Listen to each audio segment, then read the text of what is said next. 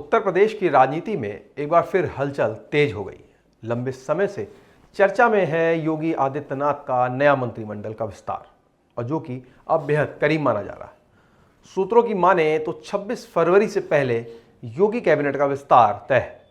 योगी cabinet में विस्तार क्यों जरूरी हो गया है, किन किन नेताओं के नाम सबसे आगे चल रहे हैं, इस पर हम चर्चा करेंगे।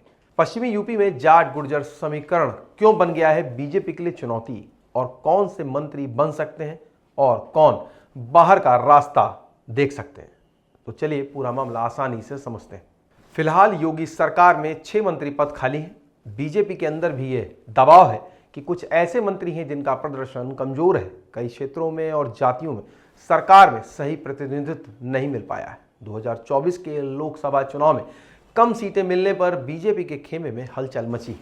आगे 2027 का विधानसभा चुनाव है और उसकी तैयारी जोर शोर से शुरू हो चुकी है। इसी वजह से कुछ मंत्रियों की छुट्टी और कई नए चेहरों की एंट्री लगभग तय मानी जा रही। योगी सरकार के इस संभावित विस्तार की सबसे बड़ी वजह है पश्चिम उत्तर प्रदेश का जातीय संतुलन।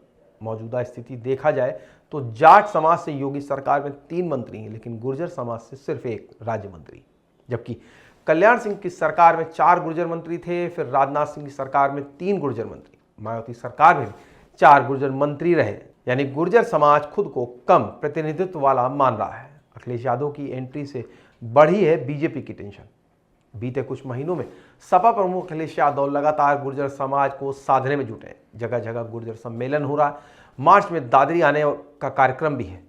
सरधना विधायक अतुल प्रधान, सपा प्रवक्ता राजकुमार भाटी और प्रदीप भाटी इन सम्मेलनों की कमाल संभाल रहे हैं। दादरी को यूं ही गुर्जरों की राजधानी नहीं कहा जाता।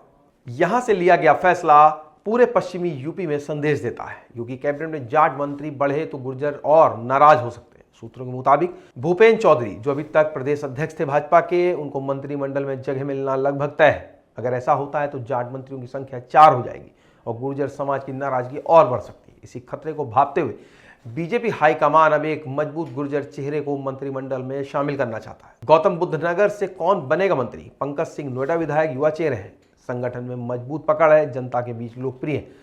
पिछली बार मंत्रिमंडल की दौड़ में सबसे आगे रहे। इस बार उनके मंत्री बनने की संभावना काफी मजबूत मानी जा रही है।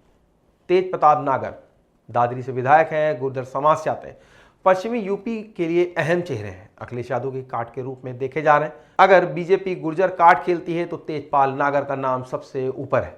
वहीं अशोक कटारिया पिछली योगी सरकार में स्वतंत्र प्रभार के मंत्री रह चुके हैं। स्वास्थ्य कारणों से दूसरे कार्यकाल में जगह नहीं मिली और अब संघ और संगठन से उनके लिए जोरदार पैरवी चल रही है। तेजपाल नागर बनाम अशोक कटारिया, असली मुकाबला इन्हीं 2 नामों के बीच माना जा रहा है। इन नामों पर भी चल रही है चर्चा, लेकिन स्थिति अभी साफ नहीं है। यहाँ कुछ नाम ऐसे हैं जिनकी चर्चा जरूर है, लेकिन इनके मंत्री बनने की स्थिति अभी स्पष्ट नहीं है। और कई नाम ऐसे हैं जैसे महेंद्र सिंह, BL वर्मा, हरीश द्विवेदी, मनोज पांडे, जो सपा से विरोध करके बीजेपी में आए हैं।